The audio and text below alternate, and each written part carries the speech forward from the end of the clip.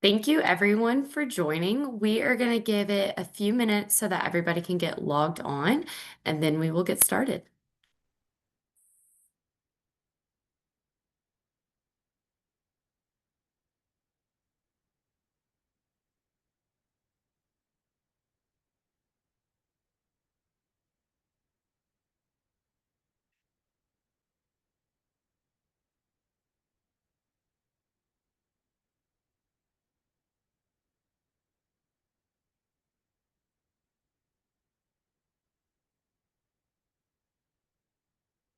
Okay, well, I will go ahead and introduce myself. I am Baylor Atkins, and I'm the outreach manager at tnAchieves. And today we have with us Daniella Rodriguez. She works on our Knox Access team, as a high school kind of coordinator with them. And so she works with high school students every single day. So I'm going to let Daniella introduce herself and tell us a little bit more about what she does here at the organization. Hi everyone, my name is Daniela and I am a Knox Access coach. I work specifically with high school students and I help them with their post-college plans. So essentially making sure they get their college requirements done. So Tennessee Promise, a college application, FAFSA, um, enrolling in college, and then essentially making sure they have some type of clear pathway after high school, whether that is enrolling in a four-year institution, two-year institution, enlisting in the military apprenticeship, or just finding work in general. That's awesome. And yeah, you serve how many schools here in Knox County?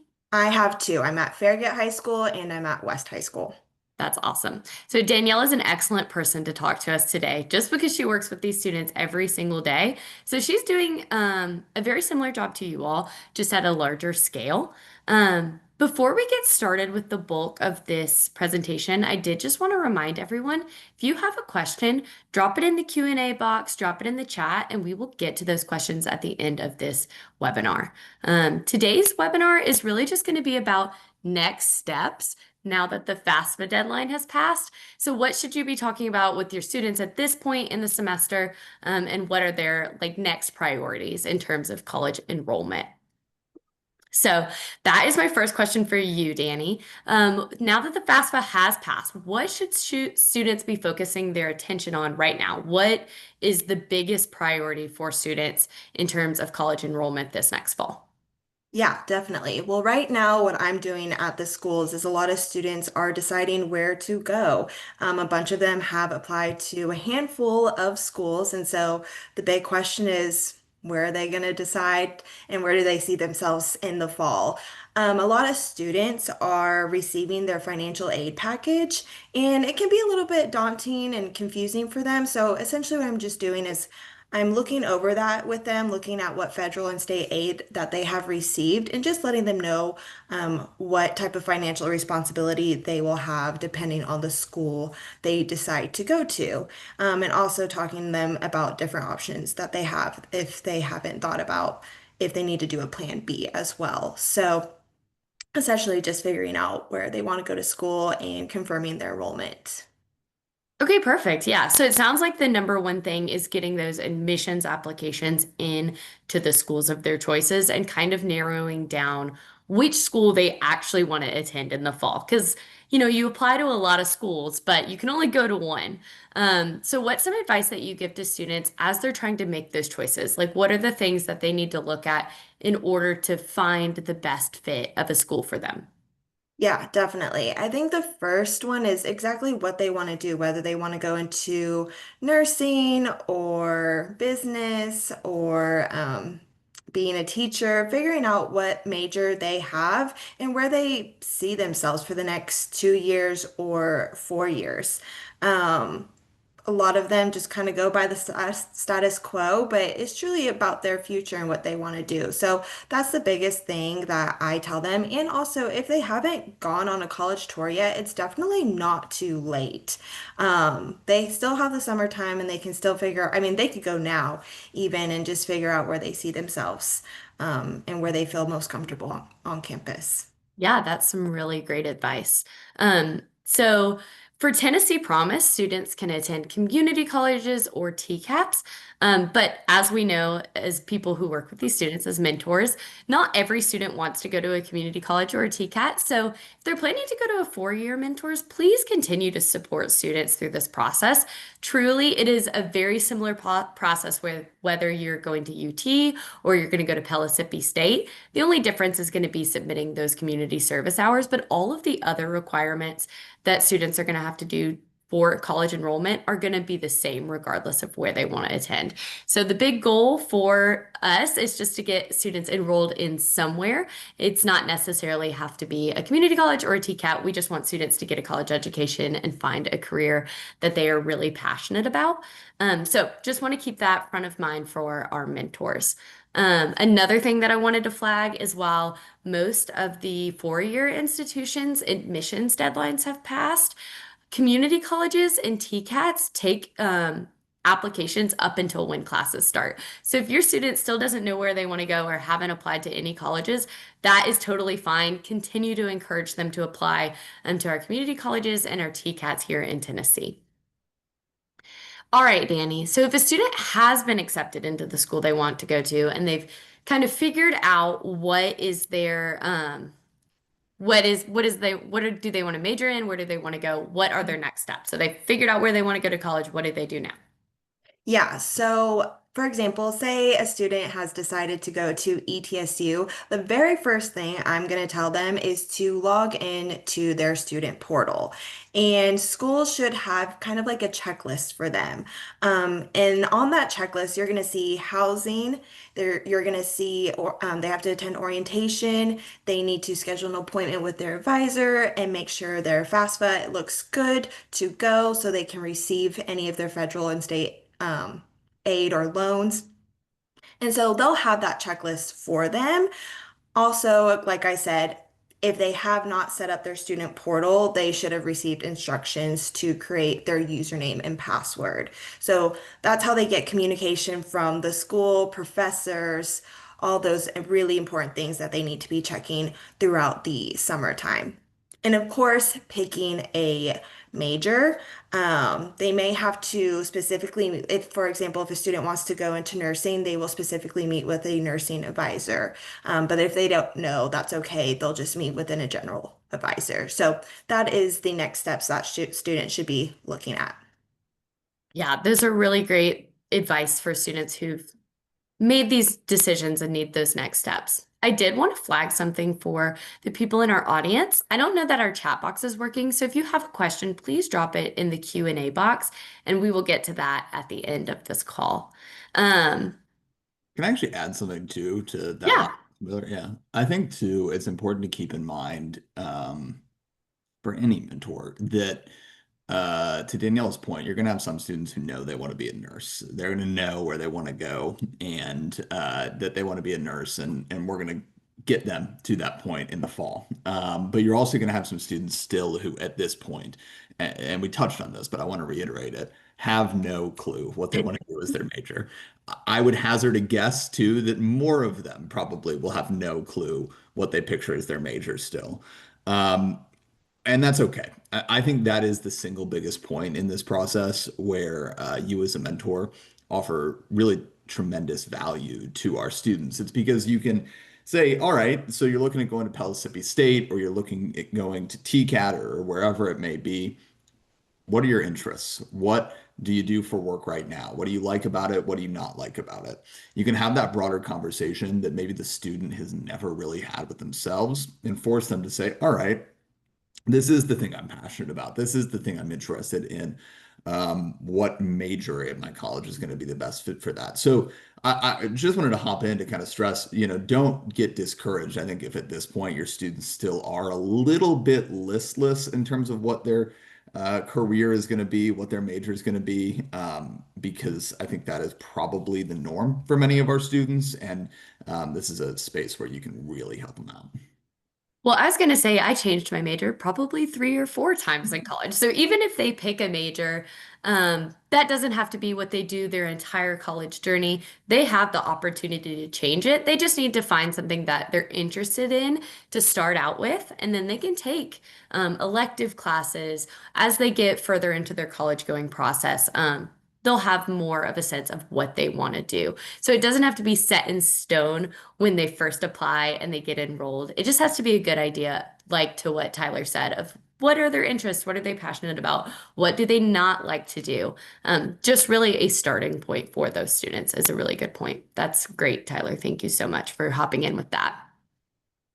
Um, Danny, so in your opinion, what is the most important piece of advice that our mentors can offer students during this time? So they've kind of decided what they want to do. They're making this transition to college. It's the end of their senior year. What is the best piece of advice our mentors can offer students? Yeah. First, continue to check their college email. That is so important in general, just their personal email as well. There could be something wrong with their college application, or the colleges need additional documentations, and students may miss those important emails and may run into an obstacle. So important that they are checking throughout the summer and just making it become a habit in general. So important. And also to stay up with their Tennessee Promise requirements. A lot of things are going to change over the summer. They are going to continue to change their mind. And, they thought they wanted to do their plan A, but really need to be doing their plan B. So it doesn't take a lot. They just, at this point, all they really need to do is submit their 8 hours of community service, and they can, regardless of what school they're going to, I think that's a great building block to add that to their resume, regardless. So might as well submit it to tnAchieves Achieves as well. So just making sure, because like I said, they may have plan A, but they may need to be doing plan B, and just keep up with their Tennessee Promise requirements is really important. Yeah, those are both really great pieces of advice. I always tell students, I'm like, I know that you wake up in the morning and you check Instagram, you look at TikTok, Mhm. look at Facebook, add your Gmail app to that list of rotation of apps that you check because we all know that checking your email is an important part of being an adult. But these students are 17 and 18 years old, so they haven't learned that skill quite yet. And so it's a really important part of not only the college going process, but just being an adult transitioning into this new phase of life as well. And like Daniela said, the colleges, Tennessee Achieves, are going to send the students important information to their email, and so that they need to be checking to get up to date with all of these requirements. In order to set up the student portal, they have to check their email because that's where that's going to get pushed, and that's where they can find all of those important alerts. So things like any outstanding admissions requirements, like Danny mentioned, how to set up their financial aid, how to get in touch with an advisor, all of that is going to be on their student portal, and they have to set that up. So they need to access their email. They need to be checking those things so that they know what they're missing in terms of college enrollment. And then to your other point, Danny, I like to tell students things change all of the time. You can't count on like your plan A always working out. So it's so important to keep up with these Tennessee Promise requirements. So even if your student is planning to go to UT in the fall, which is so great, we're so excited for them, have them submit those 8 hours of community service. First, that's not a lot of community service. That's a super easy thing to get. It looks great on a resume, like Danny said. And then also, it's great to have as a backup. During COVID, I know a lot of our students were super grateful that they had kept up with these requirements because they ended up not wanting to go to a 4 year institution during that time and they took advantage of Tennessee Promise and attended a community college. And so it's always great to have that in your back pocket, even if that's not your plan A. So just continue to remind those students that are planning to go to a 4 year that they should keep up with these requirements as well. I think it's important to note too that for many students, specifically our most at-risk students, they may still think they are going to. What I'm trying to say is, if they haven't locked in their college plan yet, they may still think that they're going to a 4 year institution, right? They may think, oh, UTK is the fit for me, or MTSU, or University of Memphis, whatever it may be. But many of those schools have an application deadline that at this point has come and gone. And so if you are engaging with a student who is kind of just now starting to think critically about the college process, that plan B in this case, taking advantage of Tennessee Promise, pursuing a community college or a technical school, really, really important because while they could transfer one day to a four-year institution, one of the great benefits of our community colleges and TCATs is they're open enrollment, so there is not an application deadline. So for that student who maybe did picture themselves going away to school, maybe is just now starting to think about this process, that community college path really becomes a great path because they can still get started, they can still start in the fall, and then they can say, all right, I've earned my associate's degree. Do I want to start working? Do I now want to transfer on? But it's really important, I think, to know that your students still have those options. That's a really great point, Tyler. Yeah, so great way to encourage those students is, hey, the application deadline has passed for those four-year institutions. How about we get started at a community college and then you can transfer to a four-year institution? I love transfer. I was the director of transfer here at Tennessee Achieves before I moved into this role that I'm in now. And it's such a great option, especially for students who don't really know what they want to do and haven't really settled into a plan. It is a lot easier to transfer into a four-year institution than it is to get in as a first-time freshman. And so for those students who maybe haven't figured it out yet, it's a really great option. So you can always offer that to students who are really dead set on going to a four-year institution, but maybe that deadline is passed, maybe their grades aren't quite where they need to be yet. It's a really great alternative option as well. Thanks for pointing that out, Tyler. Okay. And then Danny, what would you say is the biggest challenge that our students run into at this point in the college going process? Yeah, they may run into some obstacles. For example, they may not be able to find an appointment to meet with an advisor, or they need to provide additional documentations to the colleges, or something happened with their financial aid.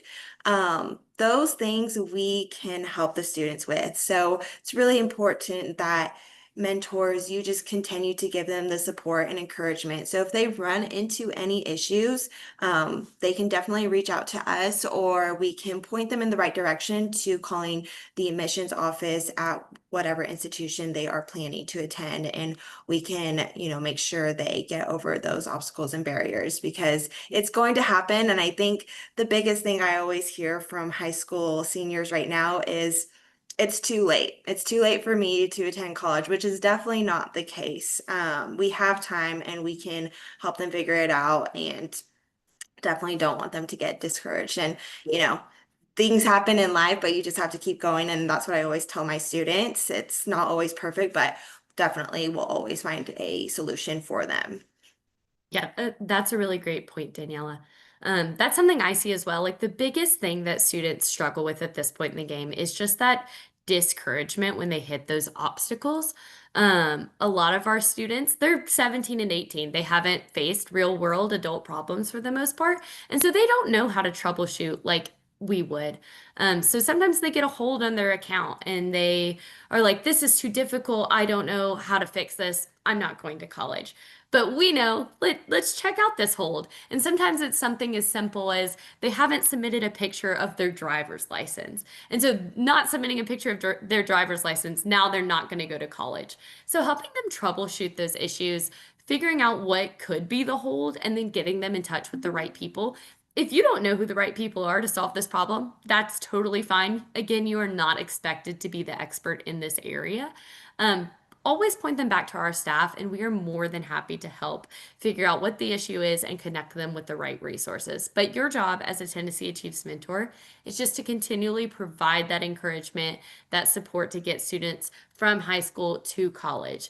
We see time and time again that the number one thing that mentors do for students, that students say is like the best thing that their mentors did for them, is just encourage them and support them. Not all of our students have a support system that's encouraging of them going to college. And so you get to step in and be that for your students and help make sure that they know that they have all the skills and resources that they need to be successful in the college going journey, and that they have someone in their corner. I think that's super important. All right, so I think that's all the questions that I have for Daniela. Tyler, do we have any questions in the chat? Yeah, we've got a couple. And I'll just remind everybody that if you do have questions, please post those in the Q&A box, because got a little time here that we can address those. But the first one, which I think is just a good basic question here, is does Tennessee Promise cover four-year institutions? Yeah, that's an excellent question. So, Tennessee Promise does not apply to four-year institutions for the most part. We do have a few private institutions that receive Tennessee Promise. However, it won't cover the full tuition. It will act more as a tuition discount. So, students would need to get in touch with the financial aid offices at those schools, and you can see a list of those on our website or in the handbook. But for the most part, Tennessee Promise applies to all of the community colleges across the state and all the TCATs, which is Tennessee College of Applied Technology. And so those are going to be the two primary institutions that take Tennessee Promise and that it will cover all tuition and mandatory fees. And so while Tennessee Promise doesn't cover tuition at four-year institutions, students that are eligible for Tennessee Promise also will be eligible for other scholarships, other grants, other forms of aid, so that they should get in contact with the financial aid department at whatever four-year institution they're planning to go to see what kind of scholarships that they qualify for. Yeah, and I would reiterate too. I think we said this a little bit earlier, but you know, we always ask mentors to encourage students to consider the Tennessee Promise options, right? A community college, a technical school, one of those eligible 4 years. But at the end of the day, if you are helping a student get to a college, that's a win. It's a win for you, for the student, for their family, for the workforce, all of it. So that's why we kind of talk about this more and more, as the years go on, kind of under a big tent. We want you to help a student get to college, no matter where it may be. Yeah, absolutely. And we are not about pushing any one school. We just want students to get to college and get into a career that they're really passionate about. So I think that's super important. Have a plan. Yeah. Um, Next question is still having trouble getting in touch with students. Not quite responsive, not quite engaged. Any tips there, Baylor? Yeah, that's an excellent question. So we have a wide range of responsiveness. So some of our mentors have students that are super engaged and need a lot of help, and some of our mentors have students that maybe need a little less help. I would say still continue to reach out once a month, twice, or every 2 weeks. And just ask the student if they need any help. If you're really having a hard time getting in touch with students and those targeted pushes aren't working, I would suggest just saying, like, hey, if you need any help in this college going process, I am always here. Here's my phone number. Please reach out to me. And just make it known that you're in their corner. Sometimes students aren't going to respond to your text messages until they have an issue. That's just how 18-year-olds' brains are wired. But they will reach out. When they get that hold on their account and they don't know what to do, they're going to text you because you have been texting them twice a month, being like, hey, is there anything I can help you with? So as soon as they have something to give you, I promise you they will text you. I mean, one of my favorite mentor stories, because it illustrates this point well, Baylor, is we had a mentor who, this is 2 years ago now, I think. Anyway, I mean, it was like June, and she had been reaching out to me for several weeks saying, hey, I am not hearing from my student. I have been trying since February. Nothing, nothing, nothing. But she reached out one day mid-June and she said, you'll never believe it. I heard back from Sarah. And she responded to me and said, I have been reading your messages every other week. I have been doing what you have asked me to do, but now I have a question. And it was like a like a light switch going on moment for the mentor because they were like, oh, sometimes they really do only reach out when they are up against a wall, they have a question, and that's when they think to check in with their mentor, which is obviously, we would hope that wouldn't be the case, but in some instances, I think this is specifically true once we get into those summer months. Once they're not seeing their counselor every day, once they're not seeing a teacher every day who can answer these questions, and they're kind of on their own, that's when I think we're much more likely to see students respond. So keep trying. For sure. And that's a really great point. These reminders that you're sending students, they're reading them and they're nudging the student to submit their FAFSA, to submit their community service. They just might not be responding, but that text message is still popping up on their phone and it's triggering a light bulb in their mind to get that requirement complete. So even if you never hear back, but they're completing those requirements and you're sending those text messages, I count that as a win because the student is still completing the requirements to be Tennessee Promise eligible, and getting enrolled in a college in the fall. Yep, I think that's exactly right. Just a couple quick ones here that I'll run through really quick. Yeah. Who specifically should a student email at Tennessee Achieves if they can't answer, if a mentor can't answer? Two options there. You can either just reach out to Baylor or myself, or respond to any of your Monday emails with the question, and we can connect them on our staff to the best resource. Students also do get weekly emails from our coaches and from our team. If they respond to any of those emails, that's going to literally go to Daniella's inbox or a coach's inbox, and they'll answer back to them directly. So two options there, but I always like the option two where a mentor reaches out because then maybe you find out the answer too, and everyone is in the loop. Um, what should we do if we have a language barrier to students? I've been using Google Translator, but didn't know if there was a better way. I do think that is the best resource, kind of at a mentor's disposal. Feel free to, though, reach out to Baylor or myself, and we can provide some additional tips there. We may be able to connect to some additional resources in this space as well. Just reach out and we can let you know. Um, and Baylor, I guess I'll let you answer this one too. When can students start earning community service hours? And also, I think let's touch on here when mentors can expect to hear more from us on community service tips. Yeah, absolutely. That's a great question. So they can start submitting their community service hours now.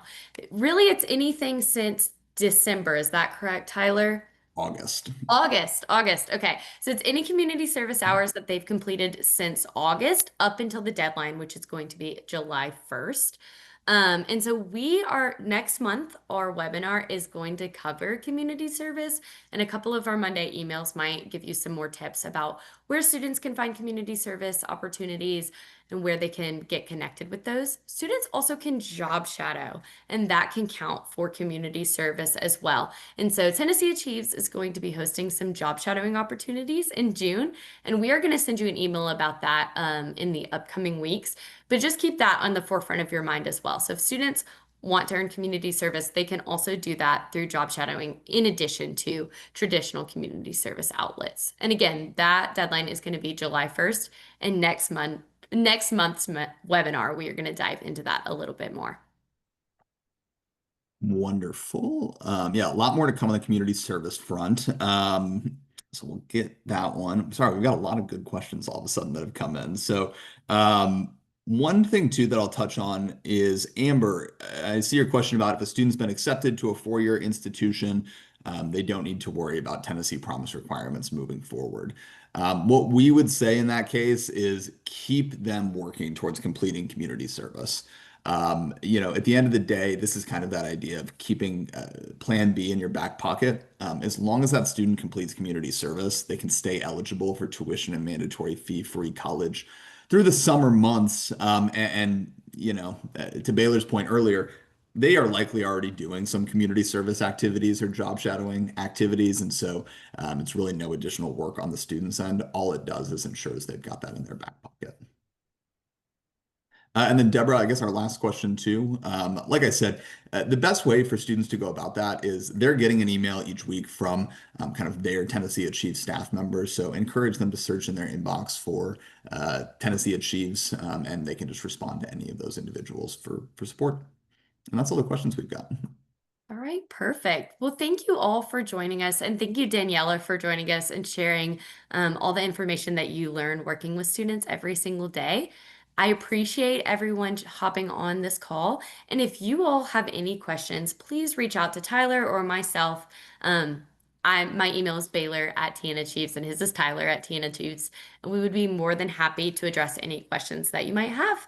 But other than that, that's all we have. Thank you so much. Thanks, everybody. Bye, guys.